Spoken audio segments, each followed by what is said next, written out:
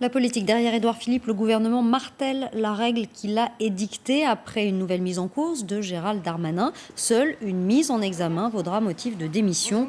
Le ministre de l'Action et des Comptes publics a dénoncé, lui, une nouvelle calomnie dans la Voix du Nord et dit n'être concentré que sur son travail. Il est visé, il faut le rappeler, par une deuxième plainte, après une plainte pour viol, celle-ci, et pour abus de faiblesse. La semaine dernière, c'est Nicolas Hulot qui, lui, était visé, alors via un article de presse, pas par une plainte. Bonsoir Guillaume Jubin. Les deux ministres, en tout cas concernant la première affaire pour Gérald Darmanin, avaient choisi la même stratégie, attaquer en diffamation, alors son accusatrice pour l'un et puis le journal Hebdo pour Nicolas Hulot.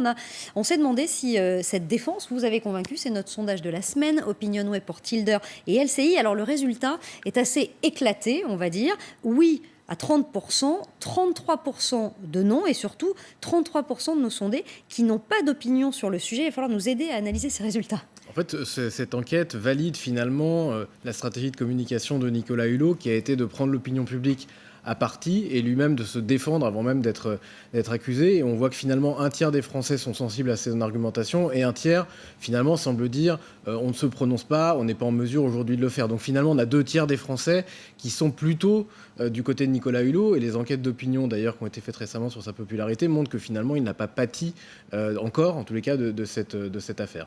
Ce qui veut dire que la meilleure défense reste toujours l'attaque. La meilleure défense reste l'attaque, et quand on est un ministre très populaire comme l'est Nicolas Hulot, la meilleure réponse, ça reste de s'appuyer sur ce qui fait quelque part son actif très fort, à savoir la popularité qui est la sienne. Donc s'appuyer sur l'opinion publique, et d'une certaine manière le fait d'avoir pris l'opinion publique à témoin dès le départ, on voit que cette stratégie paye dans les sondages qui nous sont présentés. Il y a aussi, alors dans les deux cas d'ailleurs, que ce soit Nicolas Hulot ou Gérald Darmanin, une confiance réitérée par le gouvernement. Est-ce que ça aussi, ça peut jouer dans l'opinion pour dire, voilà, s'ils sont toujours en poste, c'est qu'a priori, il faut laisser les choses se faire et on verra quand la justice se prononcera? Je crois que sur ce sujet-là, ce qui est important, c'est qu'il y ait une règle et que finalement cette règle-là soit respectée. Et qu'on s'y tienne. Et qu'on s'y tienne. Le gouvernement a fixé la règle, c'est une mise en examen qui peut provoquer le départ d'un ministre et rien d'autre.